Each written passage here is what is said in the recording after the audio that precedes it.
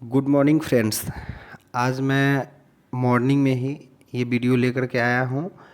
हमें लगा कि अब टाइम कम है और सबको शायद सभी सब्जेक्ट की ज़रूरत भी है, इसीलिए सोचे हैं कि एक वीडियो मॉर्निंग में और एक वीडियो इवनिंग में डाल दिया करेंगे। तो आज हम लेकर के आए हैं असेसमेंट फॉर लर्निंग का एक वीडियो, और ये बहुत ही इम्पोर्टेंट क्वेश्चन है, अचीवमेंट टेस्ट उपलब्धि परीक्षण। तो इससे ये देखे हैं हम कि ये क्वेश्चन बार बार रिपीटेड है, तो इस क्वेश्चन को बहुत ही वीवीआई मान करके चल सकते हैं हम, क्योंकि हो ना हो इस बार भी पूछा जा सकता है, हो ना मतलब 90% हम मान करके चल सकते हैं ये पूछा ही जा सकता है। इसीलिए इस क्वेश्चन में जो भी हम बताए हैं, जो भी इस क्वेश्चन के बारे में लिखे हैं, वो सारा का सारा पूरा वीडियो आप देखिए, थोड़ा भी स्किप नहीं कीजिए, और पूरा वीडियो देख करके आप नोट्स भी बना सकते हैं। वैसे हम नोट्स का ही जो प्रॉब्लम था, इसीलिए हम क्या किए हैं, जो एक हैंड राइटिंग जो लिख करके जो पहले वीडियो बनाते थे पेज पे, वो लिखना बंद करके हम टाइपिंग कर लेते हैं।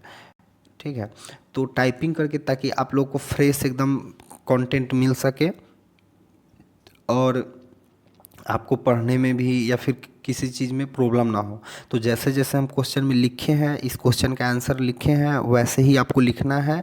कोई इसमें आपको ये नहीं सोचना है कि किसी बुक का उठा करके सीधा रख दिए हैं, ऐसा नहीं है, खुद से तैयार किया गया है ये।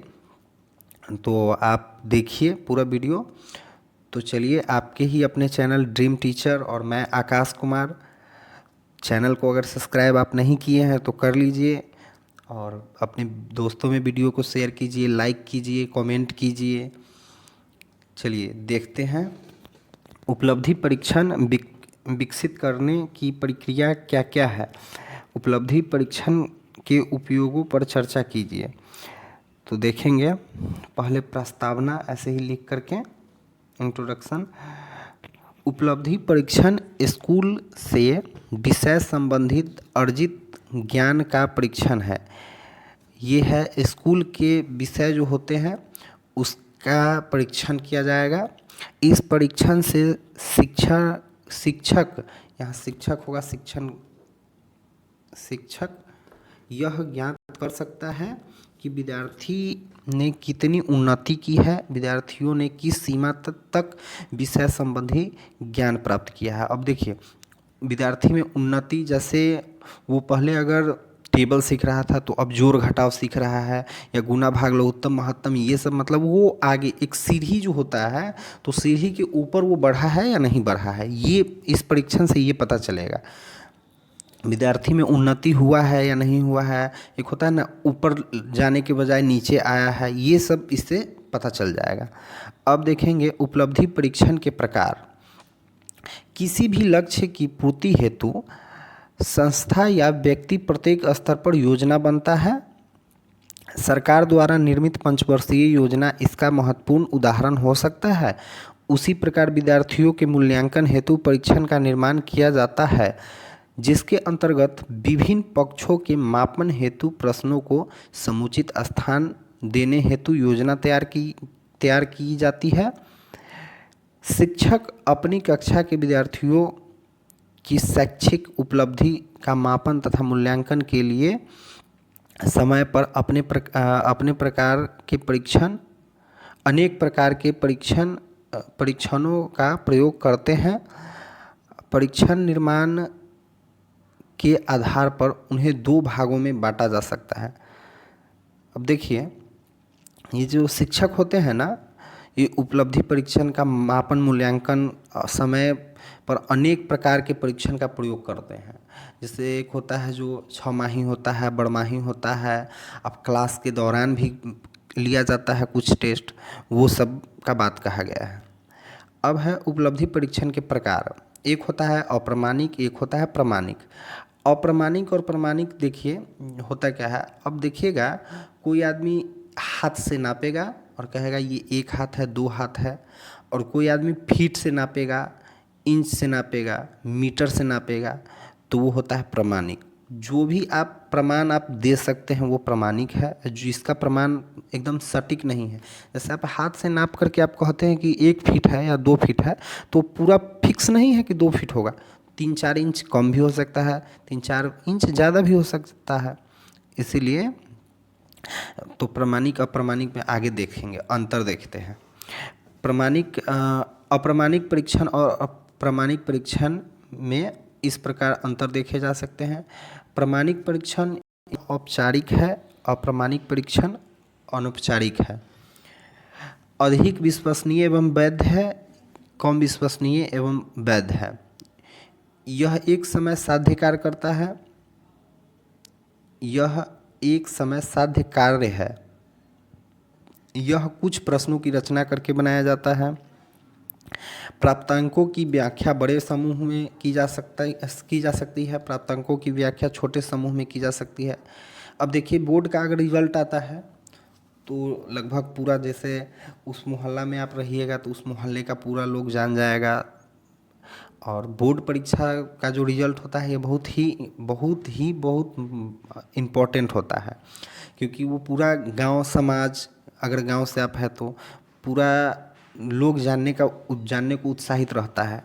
भले ही उसके मन में ये चलता है कि फेल हो जाए या फिर कम नंबर आए, लेकिन वो जानना उसके लिए बहुत ही ज़रूरी होता है। लेकिन ये है, अगर स्कूल में आप बस स्कूल का एक होता है छोटा सा, जैसे क्लास होते होते हो गया, तो इसका ये अंक कोई ज़्यादा सिर्फ स्कूल भर में ही रह जाता है। अधिक समय तक तथा बड़े समूह की आवश्यकता की पूर्ति करता है, तत्कालीन आवश्यकताओं की पूर्ति करती है। जैसे अब भी आप मान लीजिए टॉप कर गए, तो ये आपका टॉप जो है हमेशा के लिए मानिए तो हो गया कि आप टॉप कहलाइएगा। लेकिन स्कूल में जो आपको तत्कालीन आवश्यक की पूर्ति वो करेगा। जैसे आप मान लीजिए कोई आंसर सर पूछे, आप नहीं बता पाए, तो उस टाइम आपका तत्कालीन वो आंसर देंगे और आपको वो आवश्यकता जो था वो पूरा हो गया। जैसे मान लीजिए आपसे प्रधानमंत्री का नाम ही पूछा गया, आपको नहीं याद है, तो एट ए टाइम वो बता देंगे सर, तो वो एक आवश्यकता था वो पूरा हो गया। कुछ विशेषज्ञों की समिति द्वारा किया जाता है और कक्षा शिक्षक द्वारा किया जाता है। अब देखिए, प्रमाणिक में देखिए और अप्रमाणिक में देखिए। अप्रमाणिक में ये है अप्रमाणिक, तो अप्रमाणिक शिक्षक के द्वारा किया जाता है। जो स्कूल शिक्षक होता है वो प्रश्न जो है खुद से तैयार करके टेस्ट ले लेते हैं सर एक तरह से, और ये जो है समिति के द्वारा लिया जाता है। जैसे बिहार बोर्ड का जो भी प्रश्न, जो बोर्ड एग्ज़ाम लेती है, तो उसके लिए पहले एक समिति गठित होता है, फिर प्रश्न तैयार किया जाता है, उसके बाद परीक्षा लिया जाता है। तो वही है। अब आगे हैं उपलब्धि परीक्षण का महत्व। उपलब्धि परीक्षण का महत्व देखेंगे। शिक्षा तथा मनोविज्ञान के क्षेत्र में उपलब्धि परीक्षणों को एक अत्यंत महत्वपूर्ण स्थान प्राप्त है। इनका प्रयोग अनेक कार्यों के लिए किया जाता है।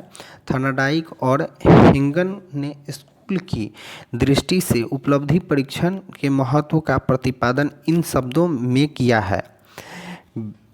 देखेंगे अब, विद्यार्थियों का वर्गीकरण। उपलब्धि परीक्षणों से विद्यार्थियों को जो अंक प्राप्त होते हैं उसके अनेक मानसिक और बौद्धिक स्तर का ज्ञान हो सकता है। इसीलिए उनके मानसिक स्तर के अनुसार उनका वर्गीकरण किया जा सकता है। देखिए, अब जो बच्चा, जैसे आप टेस्ट हुआ और उस बच्चा में कुछ में कमी, कुछ ज़्यादा तेज़ है, कुछ कम तेज़ है, कोई एवरेज है, ऐसे होता है ना, तो उसको वर्गीकृत आप कर सकते हैं। आप भले ही उसको बता नहीं सकते हैं कि हाँ तुमको यहाँ पे रखेंगे, तुमको वहाँ पे रखेंगे, और नहीं भी बता सकते, उसको आप मन में एक वर्गीकृत कर सकते हैं ना, वही कह रहा है। आगे है विद्यार्थियों की कठिनाइयों का निदान। इन परीक्षाओं के द्वारा विद्यार्थियों की कठिनाइयों का पता चल जाता है। कठिनाई जान लेने पर उसके निवारण के उपाय किया जा सकता है। इस दृष्टि से विद्यार्थियों की प्रगति में योगदान दिया जा सकता है। अब देखिए, विद्यार्थी कहाँ पे कमज़ोर है, कहाँ पे तेज़ है, ये सब हमें पता चल जाएगा इस परीक्षा से। तो उसके बाद हम उसका जो कठिनाई दूर करने में हम आगे उसके बढ़ाने में अब योगदान दे सकते हैं। अब आगे देखिए, विद्यार्थियों को प्रेरणा, अनुभव से पता चलता है कि विद्यार्थियों को प्रेरणा देने में भी इन परीक्षाओं को सफलता मिलती है। जब विद्यार्थियों को इस बात का पता चलता है कि उनके अर्जित ज्ञान की जांच हो रही है तो उन्हें प्रेरणा मिलती है। अब देखिए, आप कहीं पे अभी भी अगर जैसे बीपीएससी 7th फेज का अगर तैयारी करते होइएगा, आप क्लास करने के बाद जैसे 1-2 चैप्टर अगर ख़त्म हो गया, एक चैप्टर मान लीजिए ख़त्म हो गया और आपका टेस्ट है, तो आपके अंदर एक उत्साह जगेगा कि हर चैप्टर बाय चैप्टर एग्ज़ाम हो, टेस्ट लिया जा रहा है, तो आप किसी से कम नहीं मिला है इसलिए आप पढ़िएगा, वो एक प्रेरणा मिलता है उससे। ठीक है, आगे देखेंगे। व्यक्तिगत सहायता, उपलब्धि परीक्षणों के द्वारा सरलता से मुसार्ग बुद्धि तथा विशेष योग्यता वाले विद्यार्थियों को पता लगाकर उसकी आवश्यकताओं के अनुसार उसकी सहायता की जा सकती है। अब जो कम तेज है, अभी बताएं ना कि जो एवरेज बच्चा है, जो ज़्यादा इंटेलिजेंट है एकदम, और जो उससे भी कम है, इस सब का पता लग जाएगा। जो विशेष योग्यता जैसे होता है ना, विशेष आवश्यकता वाले बच्चे, तो वो सब का भी पता लगाया जाएगा और उसका जो है सहायता किया जाएगा, जो कहाँ पे वो नीचे आ रहा है, कहाँ पे कोई ऊपर जा रहा है, ये सब में उसको सहायता किया जाएगा। शिक्षा निर्देशन इस परीक्षण के आधार पर विद्यार्थियों ने जो अंक प्राप्त किए हैं तथा उनके पूर्व के और अभी के अंक को देखकर उन्हें समुचित निर्देशन दिया जा सकता है कि उन्हें कौन से विषय लेने चाहिए। अब जैसे देखिए, आप मैट्रिक में है, मतलब 10th में है, उसके बाद 10th में अगर आपका बोर्ड एग्ज़ाम ली और उसमें आपको मैथ में ज़्यादा नंबर है, साइंस का जो भी सब्जेक्ट है उसमें आपको ज़्यादा नंबर है, तो टीचर ये बोल सकते हैं कि तुम्हें साइंस से लेना चाहिए। तो वो एक होता है ना कि निर्देश दे सकते हैं। कोई भी ये चीज़ तो शिक्षक ही क्या, कोई भी गांव घर में अगर होता है तो कोई जो सीनियर होते हैं, जूनियर को ये चीज़ बता सकते हैं। ठीक है, अब अगला देखेंगे। विद्यार्थियों को परामर्श, उपलब्धि परीक्षाओं से हमें पता चलता है कि विद्यार्थियों की रुचियाँ क्या है, उनकी अभियोग्यताएं और कार्य क्षमता क्या है। इसके आधार पर उन्हें आगामी अध्ययन के लिए परामर्श दिया जा सकता है। वही बात है, इससे हमें पता चल जाएगा और हम बता सकते हैं कि कौन सा किस क्षेत्र में जाना चाहिए, नहीं जाना चाहिए। उपलब्धि परीक्षण पे चर्चा, लिंडक्विस्ट तथा मन ने उपलब्धि परीक्षाओं के निम्नलिखित प्रयोगों की चर्चा की है। ये प्रयोग की चर्चा की है। पहला है अध्ययन हेतु प्रोत्साहित करना। उपलब्धि परीक्षण विद्यार्थियों को अध्ययन हेतु प्रोत्साहन एवं प्रलोभन प्रदान करती है। एक प्रकार की परीक्षाएं विद्यार्थियों को प्रेरणा भी प्रदान करती है। अब वही बात हम बताए हैं ना आपको कि जो टेस्ट लिया जाएगा ना, तो आपके अंदर कम न आने का डर भी रहेगा और एक प्रेरणा भी मिलेगा कि हम, जैसे अगर पहला टेस्ट में आप कम नंबर आ गया आपका, तो आप सोचिएगा कि अगला टेस्ट में हम कैसे ज़्यादा नंबर लाएं। तो वही होता है, आपको प्रोत्साहन भी मिलता है उससे। आगे है शिक्षण विधि में सुधार। शिक्षक तथा विद्यार्थियों दोनों की परीक्षा परिणामों के आधार पर शिक्षक विधि की सफलता की मात्रा जान सकते हैं और आवश्यक होने पर उनमें सुधार के प्रयत्न कर सकते हैं। परीक्षा की उत्तर पुस्तिकाओं के आधार पर अध्यापक अपने द्वारा अपनाई गई शिक्षण विधि की सफलताओं का ज्ञान प्राप्त कर सकता है। अब देखिए, जैसे क्या होता है, एग्ज़ाम हुआ और उसका उत्तर पुस्तिका से आप पता चल जाएगा कि विद्यार्थी क्या सीखा है, नहीं सीखा, हम किस विधि से सिखाए हैं, उस विधि से, क्योंकि विद्यार्थी को जो आप सिखाइएगा वही विधि है वो लिखेगा। तो उसमें संशोधित किया जाना चाहिए या नहीं किया जाना चाहिए, ये सब पता चल जाएगा इससे। अब आगे है मान्यता प्रदान करने में सहायता। परीक्षा परिणामों के आधार पर कहीं कहीं विद्यालय को मान्यता प्रदान की जाती है और इन्हीं के आधार पर उन्हें उनके लिए अनुदान की मात्रा निर्धारित की जाती है। अब देखिए बहुत ऐसा, जैसे परिणाम, जैसे आप कोई देखिएगा कि रेटिंग, आप सुनते होइएगा कि रेटिंग करने के लिए कहेगा, रिव्यू देने के लिए कहेगा, तो उससे क्या होगा, जैसे आप कहीं पे प्राइवेट का बात हम कर रहे हैं अभी, तो वो प्राइवेट जॉब में अगर आप रेटिंग देते हैं ना, रिव्यू करते हैं कि हाँ 1 star 2 star 3 star 4 star 5 star, तो उस हिसाब से स्कूल में भी होता है। अगर आप उसका क्या है ये जो टेस्ट लिया जाता है, परीक्षा होता है, और उसका रिजल्ट कितना % है, उस हिसाब से उसको अनुदान भी दिया जाता है। ठीक है, आगे है शिक्षण में सुधार। प्रति वर्ष परीक्षाओं के लिए शिक्षक को परीक्षा के दृष्टिकोण से महत्वपूर्ण तथ्यों का संकलन करना पड़ता है। परिणाम स्वरूप अध्यापक के ज्ञान में वृद्धि होती जाती है। अपने वर्धित ज्ञान के आधार पर अध्यापक सहज ही शिक्षण में सुधार कर लेता है। अगला है अध्यापक तथा विभागों का मूल्यांकन। परीक्षा परिणामों के आधार पर ही शिक्षक विद्यालय तथा विभिन्न विभागों का मूल्यांकन करने के भी काम आते हैं। विभिन्न विद्यालय तथा विभागों में अध्यापक की स्थिति, प्रभावशीलता तथा कुशलता का ज्ञान हो सकता है। इसके द्वारा इनका तुलनात्मक अध्ययन भी किया जा सकता है। अब देखिए जैसे कोई विभाग है, तो जब एग्ज़ाम जो होगी ना, तो उसका तुलना किया जाएगा कि कौन सा अच्छा है कौन सा खराब है, तो वो चीज़ तुलना किया जाएगा टेस्ट के बाद। अब है अगला शैक्षिक निर्देश में सहायक। परीक्षाओं के द्वारा न केवल बालक को शैक्षिक निर्देश प्रदान करने में काफ़ी सहायता होती है, बल्कि परीक्षाएं विद्यार्थियों के संबंध में अनेक उपयोगी सूचनाएं प्रदान करती है।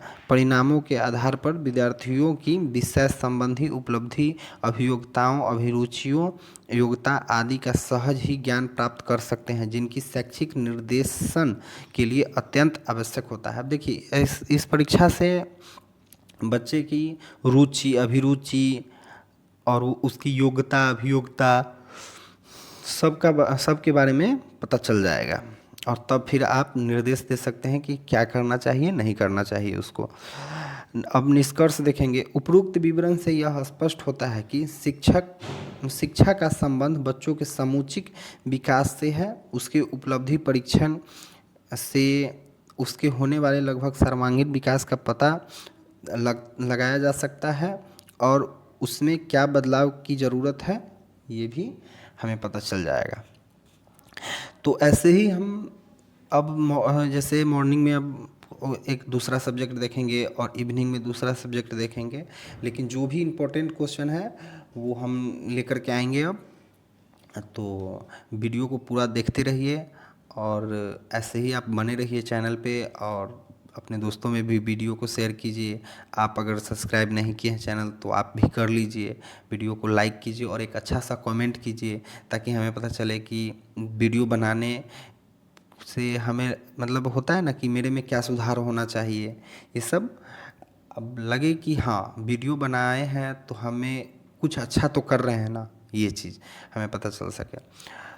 तो चलिए फिर हम आज इवनिंग में देखेंगे दूसरा एक बहुत ही इम्पोर्टेंट क्वेश्चन देखेंगे। तब तक के लिए वीडियो देखिए और अच्छे से पढ़ाई कीजिए। बीएड भी एग्ज़ाम ले रही है, और बीपीएससी में जो फॉर्म डालेंगे और जो परीक्षा देंगे वो भी अपना पढ़ाई करते रहें।